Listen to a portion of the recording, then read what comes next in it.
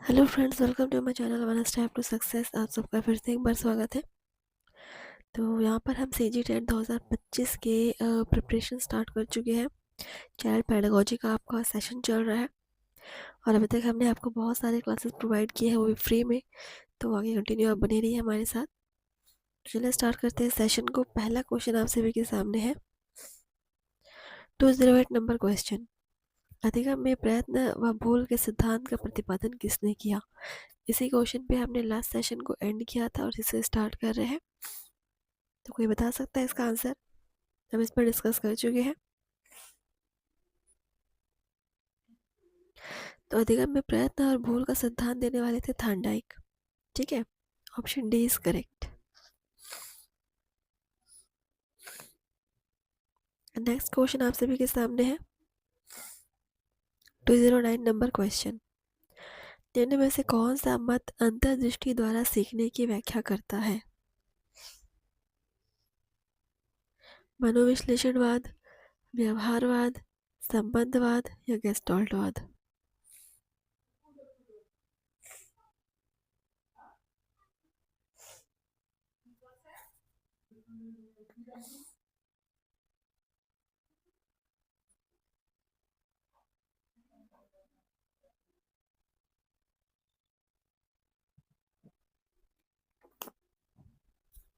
चलिए देखते हैं इसका आंसर क्या हो जाएगा।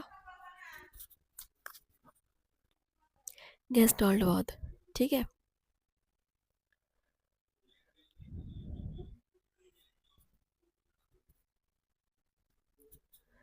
तो ऑप्शन है यहाँ पर मनोविश्लेषणवाद, व्यवहारवाद, संबंधवाद, गेस्टाल्टवाद।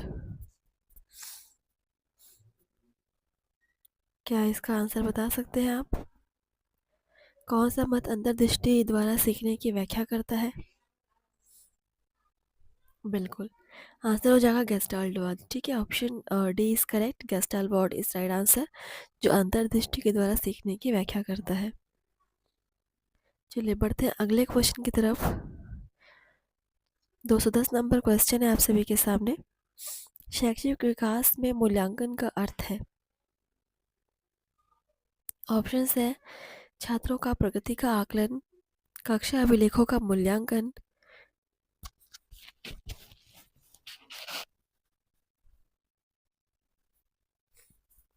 कार्य निष्पादन का मूल्यांकन या ज्ञान क्षमता का मूल्यांकन।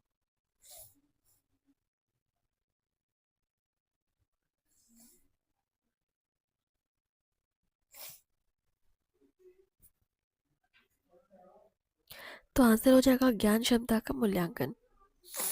ये क्वेश्चन भी शायद हमने पहले किया हुआ है। चलिए आगे बढ़ते हैं। 211 नंबर क्वेश्चन है व्यक्तिक भिन्नता का अर्थ है। ऑप्शंस देखिए, दो व्यक्तियों में शारीरिक भिन्नता होना,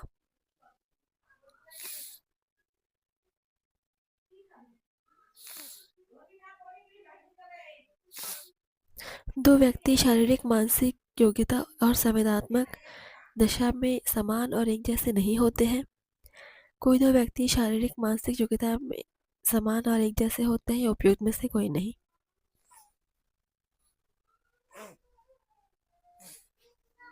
एक बार क्वेश्चन को अच्छे से पढ़ लीजिए। व्यक्तिक भिन्नता का अर्थ क्या हो सकता है?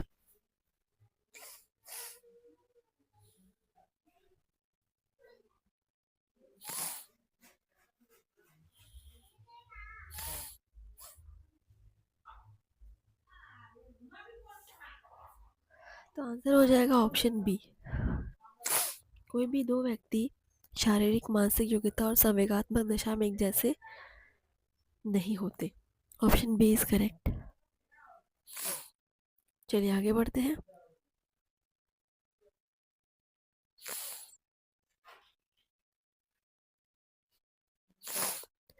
212 नंबर क्वेश्चन देखिए। पावलोव ने सीखने की अनुबंधन प्रतिक्रिया सिद्धांत का प्रतिपादन डैश पर प्रयोग करके किया था।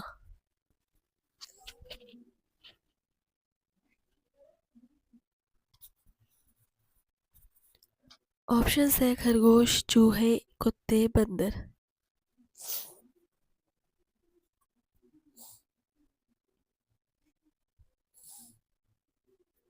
आई थिंक सभी को इसका आंसर पता ही होगा।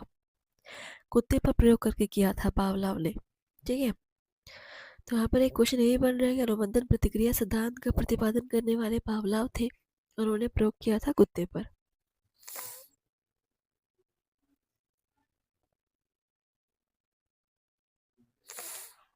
क्वेश्चन नंबर देखिए 213 नंबर क्वेश्चन, बहुत ही बड़ा क्वेश्चन है, पढ़ते हैं इसको पहले।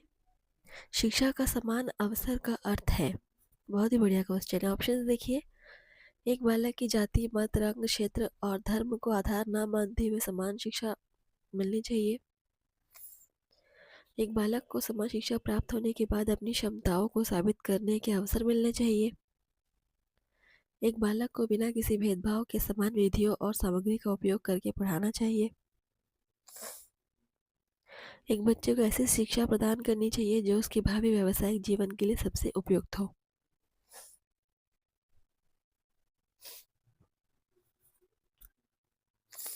आप सभी एक बार क्लास को सब्सक्राइब जरूर कर लीजिएगा और डेली यहाँ पर आप क्लास कर सकते हैं। आपको प्रीवियस ईयर क्वेश्चंस भी यहाँ पर मिल जाएंगे।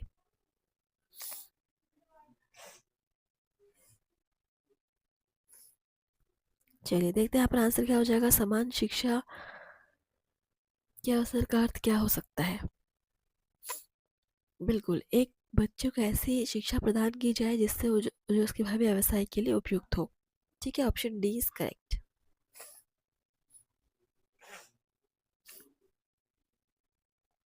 चलिए आगे बढ़ते हैं।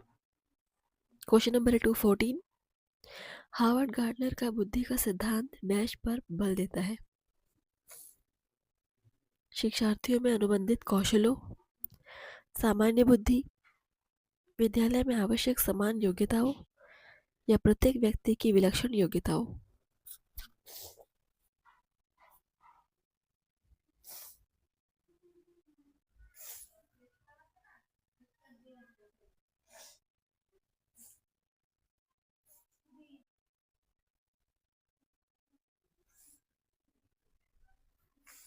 चलिए तो हार्वर्ड गार्डनर के बारे में से मैंने सुना था, उन्होंने बहुबुद्धि का सिद्धांत प्रतिपादित किया था। तो हार्वर्ड गार्डनर का सिद्धांत प्रत्येक व्यक्ति की विलक्षण क्षमताओं की योग्यताओं को बल देता है, क्योंकि प्रत्येक व्यक्ति मतलब हर व्यक्ति की अपनी अलग योग्यता है जो एक दूसरे से भिन्न है, मतलब बहुबुद्धि का सिद्धांत। नेक्स्ट क्वेश्चन 215 नंबर क्वेश्चन देखिए, प्रतिभाशाली विद्यार्थी है। अभिसारी चिंतक, अपसारी चिंतक, बहिर्मुखी या बहुत परिश्रमी।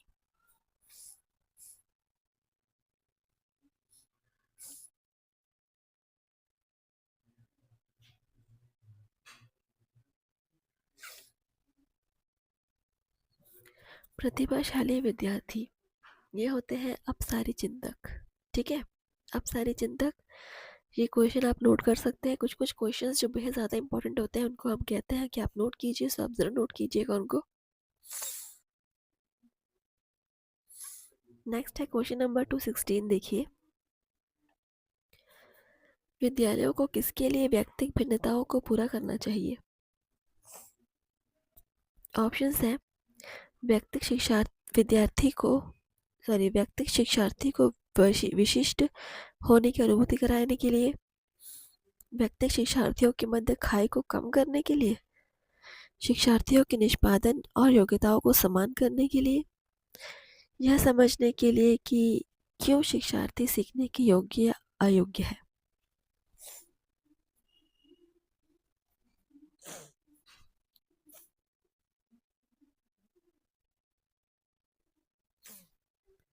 चलिए आंसर कीजिए। थोड़ा सा कंफ्यूजिंग है क्वेश्चन, और सीजी टेट सी टेट में इस टाइप के कंफ्यूजिंग क्वेश्चंस का होना नॉर्मल है, आप सभी को पता है।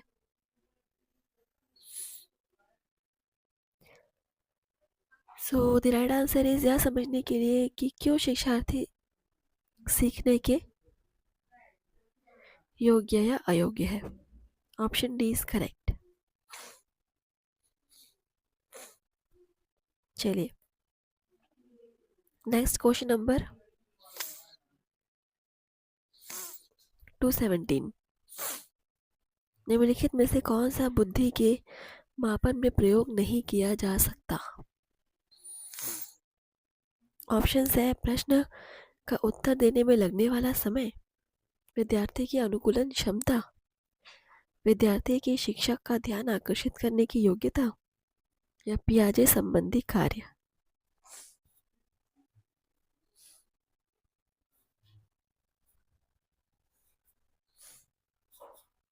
कौन सा बुद्धि के मापन में प्रयोग नहीं किया जा सकता है?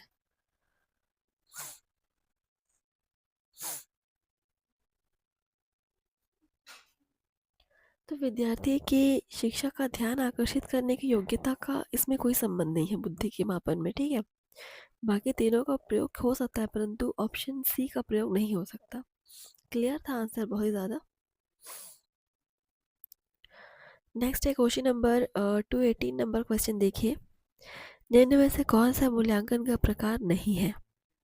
मानक, निर्माणात्मक, योगात्मक, सीसीआई।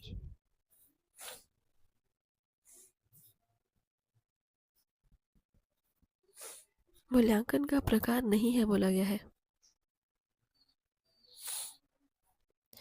तो मानक कोई सी मूल्यांकन का प्रकार नहीं है friends, option first is correct. ये अच्छा क्वेश्चन था, छोटा लेकिन धमाकेदार, तो उसको आप नोट कर सकते हैं। बढ़ते हैं नेक्स्ट क्वेश्चन की तरफ। 219 नंबर क्वेश्चन देखिए। शैशव काल की अवधि है, शैशव काल, बेहद सिंपल क्वेश्चन। सो आप पढ़ के बताइए ऑप्शंस कौन सा सही होगा।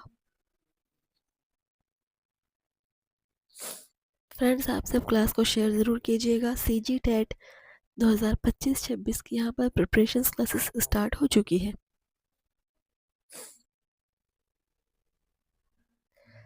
तो जन्म से 2 वर्ष तक का काल जो होता है वो शैशव काल होता है, ठीक है। Option B is correct.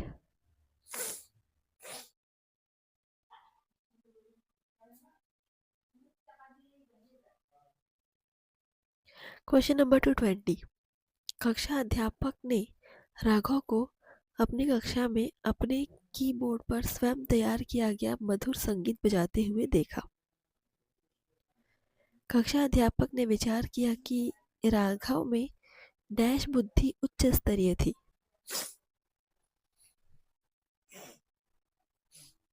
स्थानिक, शारीरिक गतिबोधक, संगीतमय या भाषाई।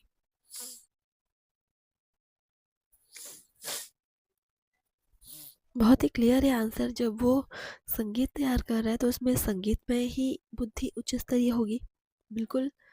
Option C is correct. चलिए आगे बढ़ते हैं, ये बहुत सिंपल था। सृजनात्मकता मौलिक परिणामों को अभिव्यक्त करने की मानसिक प्रक्रिया है, यह कथन है।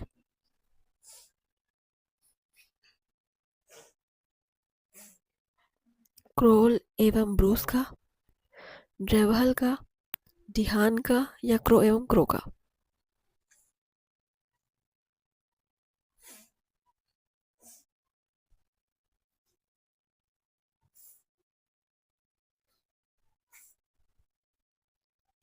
सृजनात्मकता मौलिक परिणामों को अभिव्यक्त करने की मानसिक प्रक्रिया है, यह कथन है क्रो एवं क्रो का। और बिल्कुल आप इस कथन को नोट कीजिए, स्क्रीनशॉट लेना है स्क्रीनशॉट ले सकते हैं, बिकॉज कथन वाले क्वेश्चंस बिल्कुल इधर उधर नहीं होते, ये आपके एग्जाम में बनते ही है।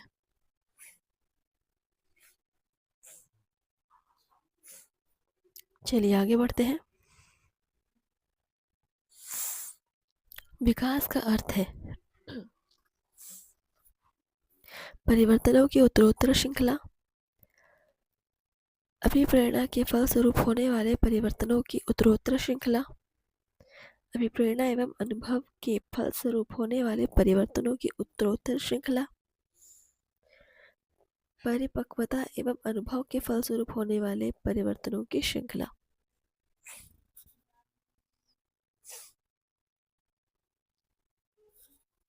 पढ़िए ऑप्शंस को अच्छे से समझिए, उसके बाद आंसर कीजिए।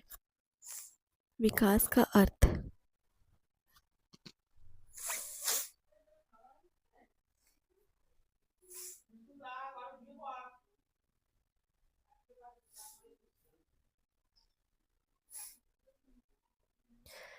सो द राइट आंसर इज अभिप्रेरणा एवं अनुभव के फलस्वरूप होने वाले परिवर्तनों की श्रृंखला। Option C is correct. ठीक है,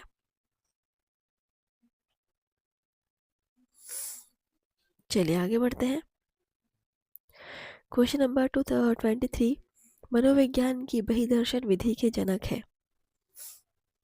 मनोविज्ञान की बहिर्दर्शन विधि के जनक। ऑप्शन है टाइडमैन, वुडवर्थ, जेबी वॉटसन या फ्रायड।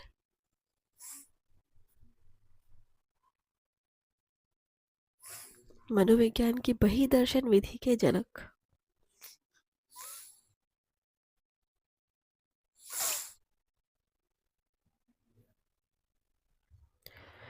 क्वेश्चन को नोट कर लीजिएगा, आंसर हो जाएगा आपका जेबी वॉटसन। ठीक है, मनोविज्ञान की बहिर्दर्शन विधि के जनक।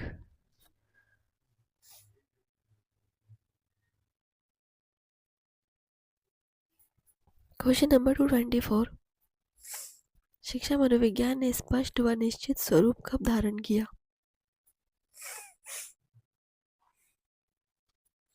1900 में, 1920 में, 1930 में या 1940 में।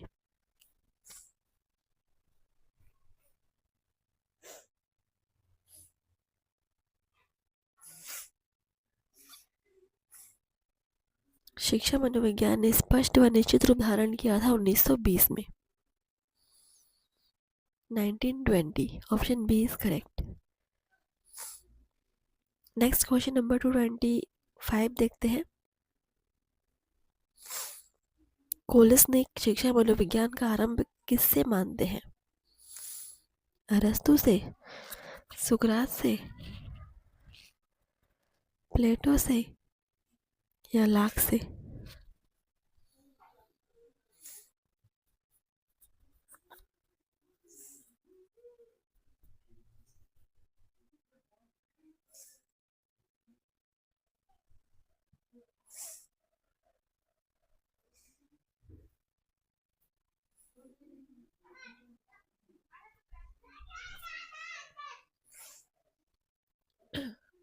तो देखते हैं इसका आंसर क्या हो जाएगा। अरस्तु से। कोल्सनिक शिक्षा मनोविज्ञान का आरंभ अरस्तु से मानते हैं। इस क्वेश्चन को नोट कर लीजिए, वेरी वेरी आईएमपी क्वेश्चन है।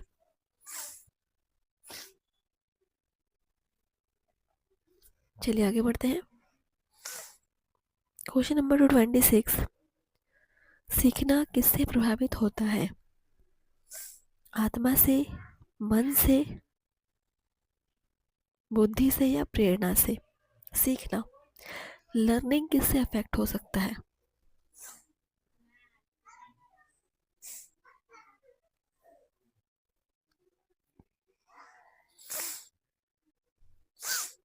प्रेरणा से। ठीक है, प्रेरणा के द्वारा हम लर्निंग को, सीखने को प्रभावित कर सकते हैं। अब आप पूछेंगे कैसे। अगर हमारी प्रेरणा पॉजिटिव है तो हमारी जो लर्निंग है वो भी पॉजिटिव तरफ जाएगी, और निगेटिव प्रेरणा से निगेटिव की तरफ जाएगी।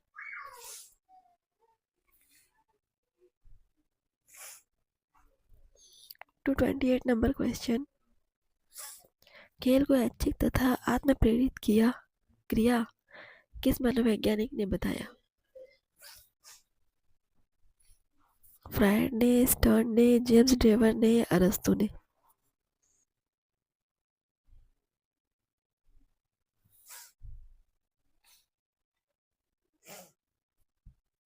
खेल को ऐच्छिक तथा आत्म प्रेरित क्रिया।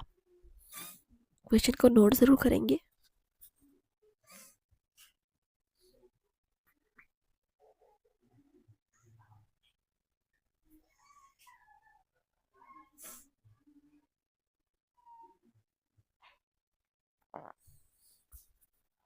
सो the right answer is Stern ने। ठीक है, स्टर्न ने बताया था। Option B is correct. Next question देखते हैं। 229 नंबर क्वेश्चन, निम्नलिखित में से समाजमिति विधि के प्रणेता है। हर्बर्ट, जीन प्याजे, J L Moreno, Thorndike. Question को नोट कर लीजिएगा।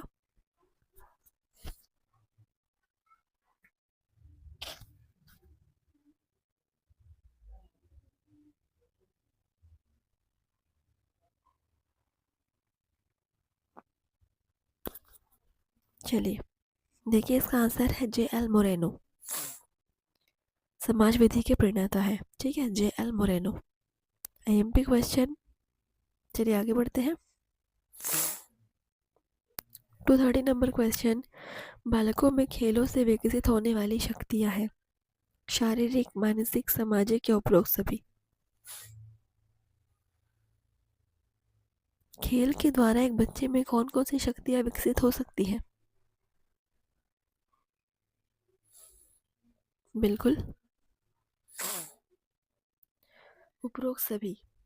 शारीरिक, मानसिक और सामाजिक, ये तीनों प्रकार की डेवलपमेंट हो सकती है खेलों के द्वारा। So option D is correct. चलिए नेक्स्ट क्वेश्चन देखते हैं।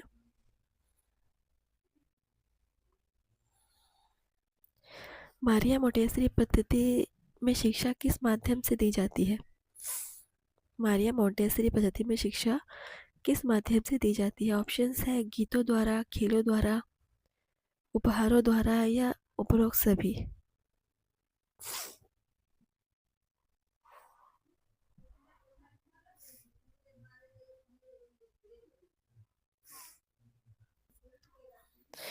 उपरोक्त सभी आंसर हो जाएगा, क्योंकि मारिया मोंटेसरी विधि में उपहार, खेल, गीत, इन सभी का उपयोग होता है। ठीक है, so option D is correct.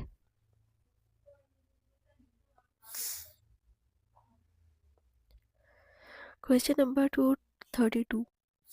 निम्नलिखित में से अधिगम का सिद्धांत नहीं है? संबंधवाद का सिद्धांत, डॉपलर सूच का सिद्धांत, अनुकूलित अनुक्रिया का सिद्धांत, पुनर्बलन का सिद्धांत।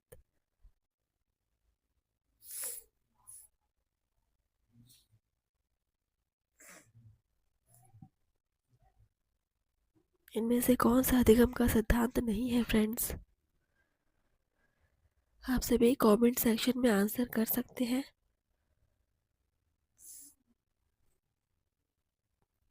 डॉपलर का सूच सिद्धांत कोई अधिगम का सिद्धांत नहीं है। बाकी संबंधवाद का सिद्धांत, अनुकूलित अनुक्रिया का सिद्धांत और पुनर्बलन का सिद्धांत, ये तीनों ही अधिगम के सिद्धांत हैं, सिवाय डॉपलर के सूच का सिद्धांत को छोड़ के। चलिए आगे बढ़ते हैं।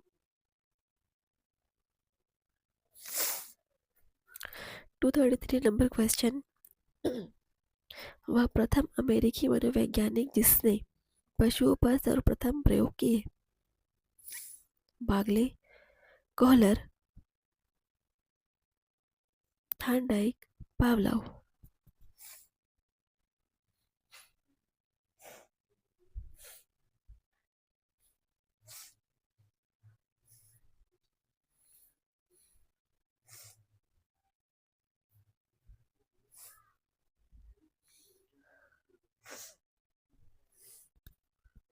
तो प्रथम अमेरिकी मनोवैज्ञानिक जिसने पशुओं पर प्रयोग किया था वो थे Thorndike ji. So option C is correct, note कर लेंगे, आईएमपी है। अगला क्वेश्चन 234 नंबर क्वेश्चन देखिए। निम्नलिखित में से कौन सा मनोवैज्ञानिक का मनोविज्ञान बंद मनोविज्ञान या संयोजनवाद कहलाता है? ऑप्शंस है हल का, स्किनर का, कोहलर का या थार्नडाइक का।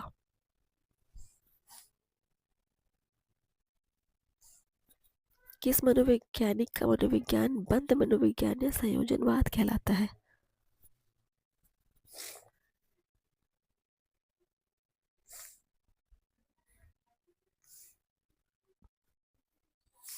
सो the right answer is Thorndike का।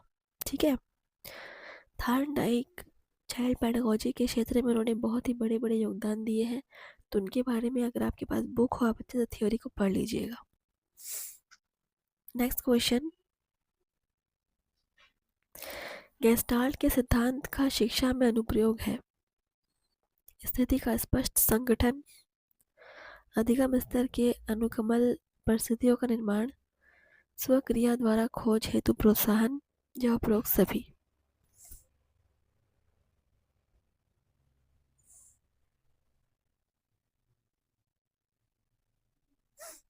गेस्टाल्ट के सिद्धांत का शिक्षा में अनुप्रयोग। उपरोक्त सभी ये सारे ही अनुप्रयोग हैं। So option D is correct. इसको आप स्क्रीनशॉट ले सकते हैं या नोट कर सकते हैं।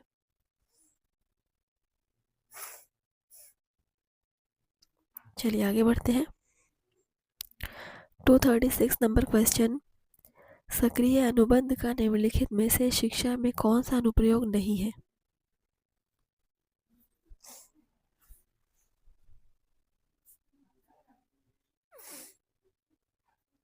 व्यवहार को अपेक्षित रूप देना, मनस्तापी बालकों के प्रशिक्षण में व्यवहार को अपेक्षित रूप देना, उपरोक्त में से कोई नहीं।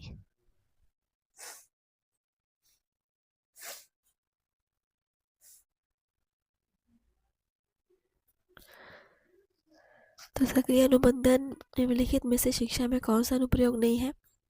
व्यवहार को अपेक्षित रूप देना। Sorry, so option C is correct.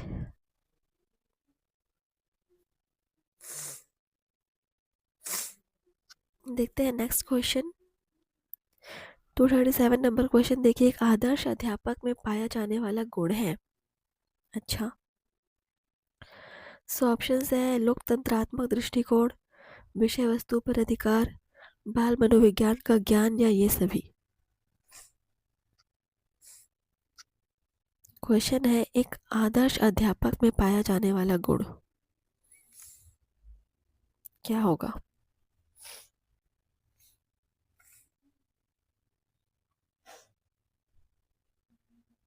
ये सभी। एक आदर्श अध्यापक को लोकतंत्रात्मक दृष्टिकोण रखनी चाहिए, अपने विषय वस्तु पर अधिकार होना चाहिए और बाल मनोविज्ञान का ज्ञान तो होना ही चाहिए। चलिए आगे बढ़ते हैं। 238 नंबर क्वेश्चन देखिए। चिंतन संज्ञानात्मक पक्ष में एक मानसिक क्रिया है। यह कथन किसका है? डीवी का, गिलफोर्ड का, क्रूज का या रास का? नोट करेंगे, कथन वाले क्वेश्चन है।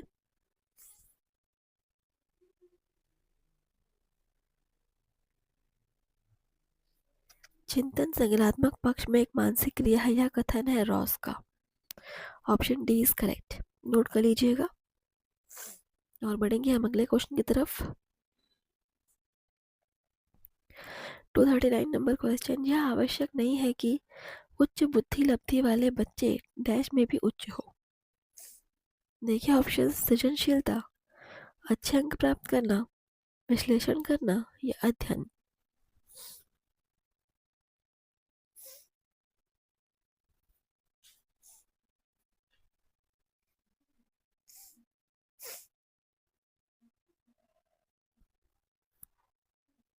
सृजनशीलता। जरूरी नहीं है कि जो हर बच्चा टॉपर है वो सृजनशील होगा। कुछ बच्चे टॉपर बनते हैं रट कर और कुछ बच्चे जो समझ कर। जो समझने वाले बच्चे होते हैं उनमें सृजनशीलता का गुण होता है, लेकिन रटने वाले टॉपर बच्चों में सृजनशीलता का गुण नहीं होता। इसलिए कहा गया है कि आवश्यक नहीं है कि हर उच्च बुद्धि लब्धि वाला बच्चा सृजनशील हो। चलिए आगे बढ़ते हैं। Question number 240। अहम निर्देशित होता है सुख के सिद्धांत द्वारा, वास्तविकता सिद्धांत द्वारा, आदर्शवादी सिद्धांत द्वारा या सामान्य सिद्धांत द्वारा। अहम अहम के सिद्धांत द्वारा निर्देशित होता है।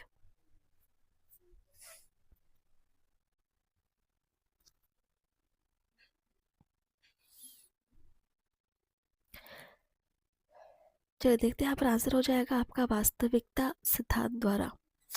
ठीक है, अहम निर्देशित होता है वास्तविकता के सिद्धांत द्वारा। Option B is correct.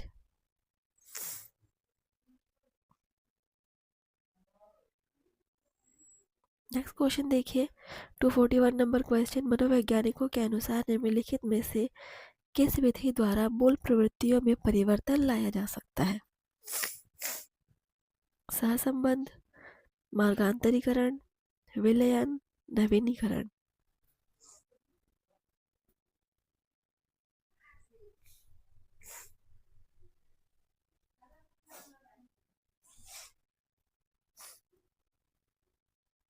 तो मूल प्रवृत्तियों में परिवर्तन लाया जा सकता है मार्गांतरीकरण के द्वारा। Option B is correct. चलिए, आई होप आप सब यहाँ पर क्वेश्चन समझ रहे होंगे। 242 नंबर क्वेश्चन देखिए, खिलौनों की आयु कहा जाता है। Very very IMP question. खिलौनों की आयु। ऑप्शन है शैशवावस्था, पूर्व बाल्यावस्था को, उत्तर बाल्यावस्था को, या सभी को।